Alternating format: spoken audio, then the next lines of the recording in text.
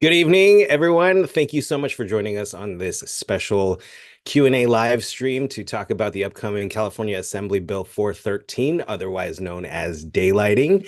Welcome from the beautiful downtown Oxnard. We're here at the police station. I'm Paul Carganilla, the Community Affairs Manager for the Police Department. And while we are doing this virtually, we invite you to interact with us in the YouTube live chat. Drop in any questions you have at any time. We know this is kind of a very confusing topic, and it's difficult to wrap your brain around, but that's why we have some members of our traffic unit here to answer these questions, as it is New Year's Eve. Happy New Year, everyone. And this Assembly bill does, of course, go into effect January 1st.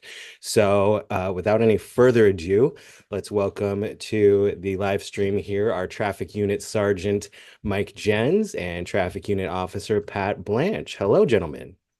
Hey, good evening. Good evening. All right. So I think a lot of people who are here kind of have a gist of what it's all about, and we've been posting about it as much as we can throughout the year to get people prepared for this to go into effect here in January. But can you give us just a brief 1,000-foot rundown of what this new Assembly bill is? Sure. So AB 413, as it's called, or also known as daylighting, is essentially legislation created here in our state to help visibility at intersections, so we can see pedestrians, bicyclists, and even vehicles. This would prohibit vehicles on the approach to that intersection, or specifically the crosswalk, from parking along the right side of the road. So you would have better visibility to that sidewalk or corner. Whereas if you had vehicles out there parked, you would have limited visibility, just like as you see in the photo there on the screen. So that truck would be in violation there. If you remove that truck from that intersection or close to that intersection, you now have greater visibility for that pedestrian who had just stepped off the cross or sidewalk and into the crosswalk. So the reason for this bill is basically there's been a real increase, or a heavy increase in California specifically, with fatal traffic collisions, and a lot of those happen to be pedestrians and bicyclists. And so the reason this bill was enacted was in order to assist in lowering those statistics when it comes to fatal traffic collisions. Yeah, and I know we've done live streams about driving safer and how so many of our fatal traffic collisions here in Oxnard are not rarely involving two vehicles. They're mostly vehicles versus against pedestrians or bicyclists. I was reading earlier that California now joins 43 other states that have similar laws. Well, this is the first time I learned of that. Thanks, Paul, for the update. Yes, of course. But it makes sense. Like, we're going to be impacted because we're going to lose parking spots, obviously. But people often complain already before this law even took effect of their visibility when they're coming into intersections. So it's not, I mean, it's totally reasonable that the legislators got together and decided that they need to, create more visibility when you're approaching those intersections, just because it's hard to see anyway. And to your point that you brought up a moment ago, this year, all of our traffic fatalities have involved pedestrians and bicyclists. It wasn't two vehicles, crashing into each other, causing fatalities. It was all pedestrians and bicyclists have been getting hit. So every single one, 100%? 100% this year here in Oxnard. Wow. So this is kind of a unique year, but it just goes to show the dangers of being a pedestrian and bicyclists. So both sides have to work together. The pedestrians have to pay attention, have to cross where it's safe. Bicyclists need to, obey the rules of the road, and drivers have to be on the lookout for people as well. So, and we have a few questions already coming in, and we invite anybody who's watching, please, if you have any questions, feel free to drop them in the live chat if they haven't been asked yet already. And also wanted to just let everyone know that while this is a live stream, as soon as it's over, it will be available to rewatch and share. So if you have friends or family that you think needs to hear the information that is here on the video, please go ahead and share that link wherever you can. I'm going to jump in with the first question because as I am I monitor all of our social media and manage, the messaging that goes out. And I read a lot of the questions that we do get. And one of the biggest ones that I want to clarify right off the bat is when people ask me, why is the city of Oxnard doing this to us? Don't they know that we have heavily impacted areas? We're heavily populated in certain parts of the city, and there's just no room for all these vehicles. Why would the city do this to us? So the it's not necessarily the city. It's basically a California bill that's been passed. And so we, as the city of Oxnard, we always follow all the rules based on like what we have regulations for as enforcing laws, as well as a lot of various other things. And so it's not necessarily the city of Oxnard that's enforcing this or trying to impact or make living conditions uncomfortable based on the amount of parking.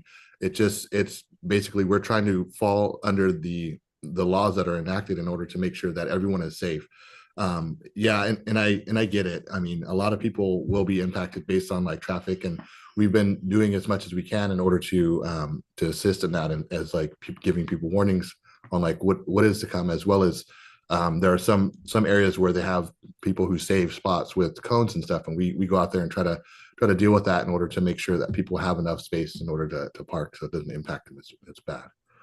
Yeah, then that's the big eye opener, I think, for a lot of people is it's not the city of Oxnard. This is a California thing.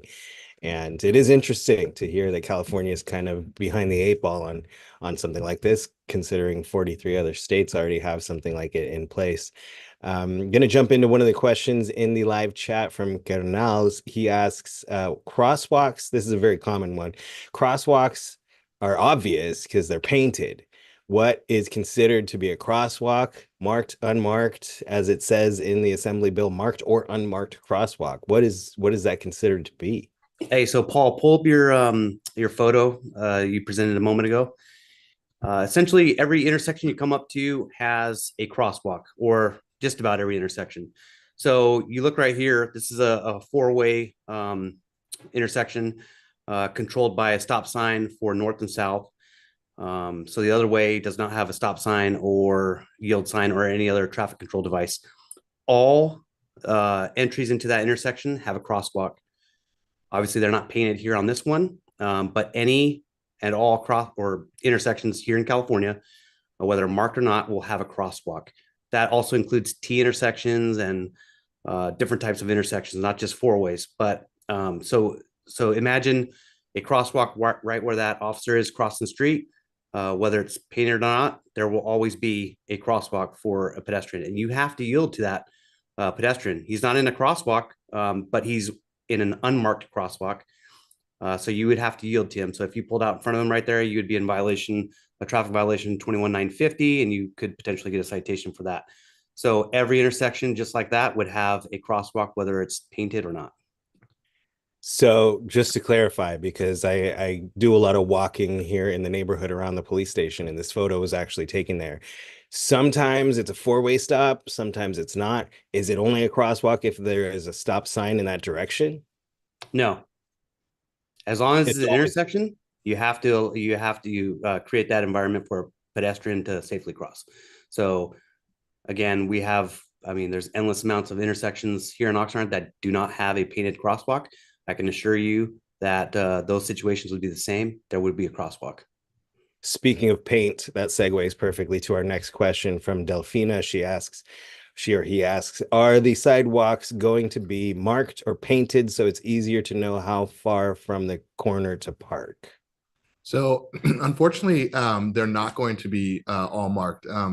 The city of Oxnard, as well as probably the other 43 different states that are falling in line with this particular type of enforcement and informational outlook, is there's not a lot of resources in order to do that within the city to make it to where people can know how the area which they can park. And so what we've been giving is basically a rule of thumb, which is about 1.5 car lengths away from the actual intersection. So if you just, and the thing is we're not going to go out and like take a measuring tape and like be nitpicky to try to increase some sort of revenue or to be those types of people. But our main goal is to just basically enable a safe environment for pedestrians and bicyclists. And so that being said, as long as you're a car and a half length back, we're not going to just start hunting for people that are, not parked in the appropriate area. It's basically 20 feet and give or take a couple of feet, but just to allow the ability to have visible interaction with traffic as well as people in traffic. Yeah, it says in the chat, some of our participants, Freddie and DJ, are saying they've already received warning tickets. So the words, we have been trying to spread the word, but those are just warnings. They're not citations yet, correct? And we will continue to, we start official enforcement on January 1st, but will those be more warnings or tickets for a certain amount of, or warnings for a certain amount of time, or citations right away? We're probably going to do a combination. Like Officer Blanche says, we're not going to go out and take a measuring tape. If you're close, we'll probably give you a warning, just to let you know, hey, we want to educate you as much as anything else. So yeah, it's probably going to be a combination. But yeah, we've already issued some 2,000 warnings. We sent flyers out. We've done videos. We've got on Spanish language radio stations. We've done just about all we can possibly do to spread the message. To kind of go off of the earlier question about red curbs and signs, clearly the legislators thought about this before passing this bill or introducing it. They put language in there specifically stating that it's not a requirement. So they must have thought about this ahead of time and the impact or the requirements it would cause local agencies to paint all these curbs and put up signs everywhere.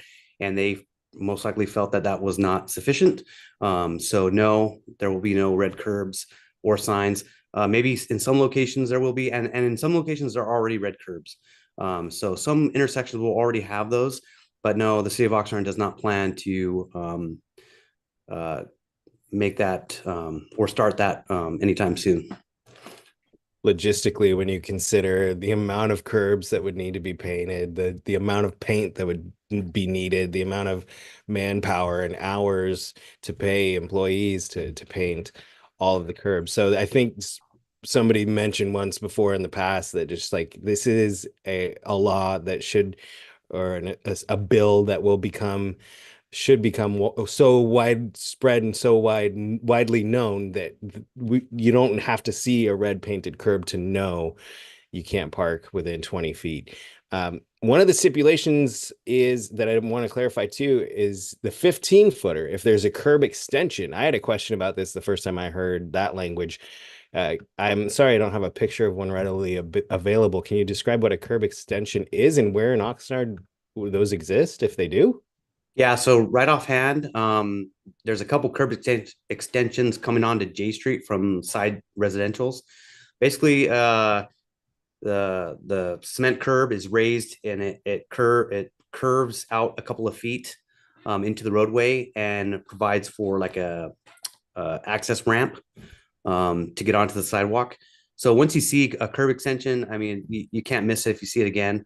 Basically, when you come up to that intersection, the sidewalk curb will actually kind of flare out a little bit, a foot or two, and there usually is kind of a ramp to get onto the sidewalk at that point. So on those locations, yeah, it's 15 feet, so it'd be a little shorter. Gotcha.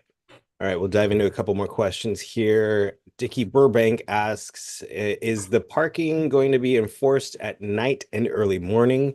She says the crosswalks in a 3-block radius of Rio del Norte on Lobelia are blocked all the time. So yeah, so essentially they're going to be enforced at all times. More predominantly more in the daytime when there's obviously a lot more resources out there and able to see and deal with that. But for the most part, a lot of our serious injury collisions happen at nighttime, and that can be basically dealt with a little bit easier or better without those vehicles blocking. So It basically depends on the resources we have at the time, and like on a busy Friday night, not a lot of officers are gonna that's not gonna take the priority of like what they're trying to do, as well as like help different emergencies and things that are going on. But there's not going to be a specific time period where we're actually enforcing the at a heavier time than a lighter time. It's going to be based on, and there's going to be people that are going to call in, and they're going to just be upset because maybe they received a warning or ticket, or maybe they are just someone who cares for the public and wants to make sure that it's safe for everyone. And so we may or may not be tasked with going out and told to go in an area to specifically address some of these scenarios. But the main thing is that if it's there and it's obvious, it's probably going to be enforced. So, and we obviously, if we have the time and the resources to do it. There's a couple questions, and I think it has to do with the confusing and ambiguous language about the whole. At the top of the assembly bill here, it says vehicles stopping, standing, and parking. So I think that has to do with these questions they're asking. The wording seems very ambiguous. Do we have the option to move forward if we can't see traffic in the intersection? I don't want to accelerate, hoping to merge into a lane. And how does the public protect themselves to avoid getting pulled over daily? I think that has to do with the whole stopping part of that language, but there's a difference between the parking and the stopping 20 feet away from the intersection, correct? Yeah, and I think it's more based on the perception of maybe the question. So if you're trying to enter into an intersection, it's reasonable to basically yield, or to make sure that it's clear to get close enough to exit into the roadway. But the main thing is that if you're not able to see and you start to go up, it's okay to like slow down and stop in order to make sure it's safe to enter the roadway. I believe one of the elements of that language is basically people who are doing that to the farthest right, where they shouldn't be stopped or stationary, where they're actually blocking the actual traffic for an extended amount of time. People coming up to the farthest right side of the roadway, which the California Vehicle Code actually says, where you should make a turn. Just because you're slowing in that particular area to make sure you're clear to enter the traffic, you're not going to be cited for that. You're not going to be cited for making sure that everything's safe. Our main our main culprit of or the person that would receive one of these warnings and or citations is the vehicles that are left unoccupied and clearly blocking for no emergency reason, or to allow people to have visibility for oncoming pedestrians or bicyclists. And as you mentioned, you're not going to have the measuring tape out there as far as people parking in front of their own homes. There's a lot of questions about that happening in the chat. Freddie says, we live on the corner of Hemlock and Anonymous Street. My car back wheels touch the corner of our driveway, meaning my car is far enough from blocking any pedestrian from not being able to see what's coming. And he already got a warning, he says. And DJ says if there are 1,657 streets in Oxnard, multiple that by 40 feet, there's only a certain number of miles of parking being taken away from motorists. Where do you expect us to park? A lot of people are frustrated. As we mentioned, parking is already at a commodity here in Oxnard, and this is going to pose a lot of challenges for people. And when you get those kind of questions, what kind of advice can you give? Yeah, we're just gonna have to work together on this one. It was handed to us. We didn't go out looking for this. So we're just gonna have to do our best to work together.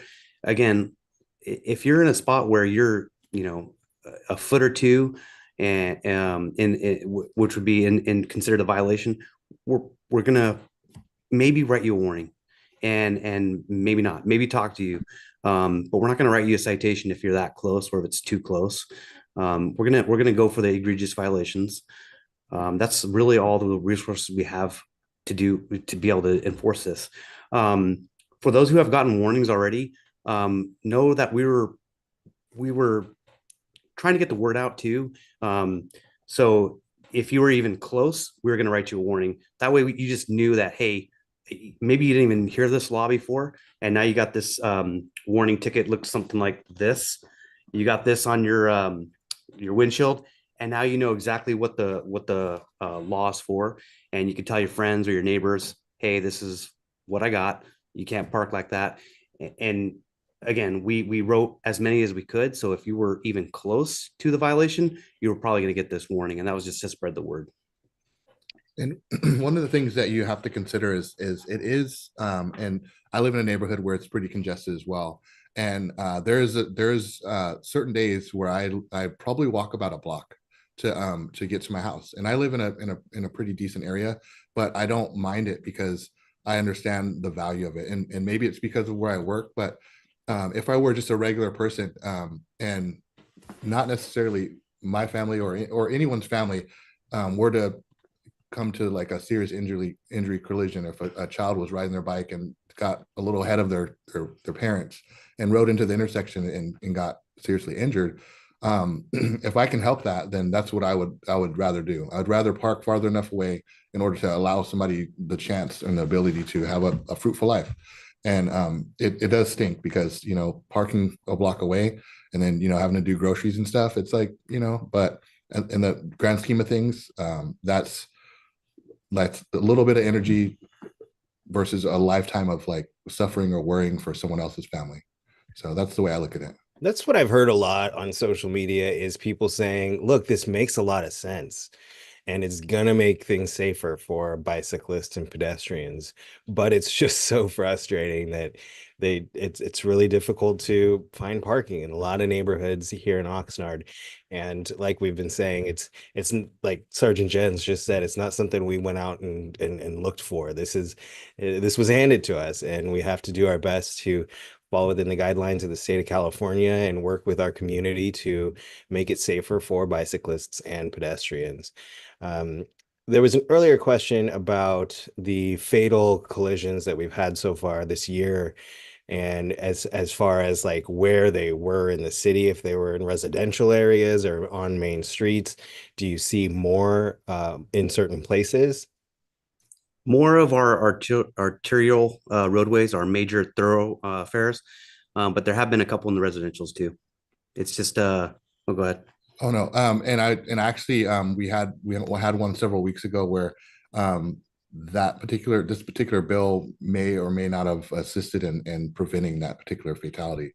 So that was the first thing I actually thought when because as traffic officers, we do respond to those to make sure that we investigate it in the fullest extent. And just on brief observation, this particular bill, I would have played a huge factor in the ability of for maybe the driver to be able to see, I believe. So Yeah, DJ voicing more frustration about it. He says there are only 3 homes that have driveways on my street. We work hard to live with each other and give the respect for homeowners in front of their own home. This is just going to restart parking wars. Very frustrating. We totally understand. And Kernels is asking, so just to clarify, just so it's crystal clear for everybody out there, is this statement accurate? To avoid tickets, do not park on any street corner. Not necessarily. It's the vehicle approach side. So if you're approaching an intersection, you cannot park on the right side of your approach. So the opposite side, you can park. Our goal is to try to get people away from the corners completely, but we cannot legally cite you on the opposite side. So it has to be the vehicle approach side to that intersection or that crosswalk. And based on that that language and the way it's written, it's because as an approaching vehicle comes up to the intersection, the driver has a better visibility angle when it comes to the left side versus the right side. On the right side of a vehicle, you have things such as the A pillar, their A, B, and C pillar in the way, as well as a lot of pedestrians are basically taught to walk the opposite direction of the roadway and the travel. And so by wording it that way, It makes it to where the pedestrians that are expectant to have like a level of safety walking in the direction they walk, it gives them more of the benefit in order to be in that safe area. So that angle is what we're basically trying to enforce, is so someone can see as they're approaching, when they look to their right, they have more of a clearance and more of a visual field of view in order to safely enter that intersection to cross without hitting a pedestrian or bicyclist. And so, and then if bicyclists are riding on the sidewalk or the wrong way, they actually have a little bit more time to stop and or avoid a collision. With someone coming or approaching from the left side, they would actually almost have to be into the complete street in order to be hit. And so there's a lot more cushion and time value associated with the safety of people on the opposite side or the non-approach side of a intersection. We have a lot of very specific questions coming in. So if somebody has specific to their neighborhood or their own homes, they want to send in pictures and ask you questions, what's the best way to contact you? Probably email. I believe mine's on our website, but michael.gens, gens, at oxnardpd.org.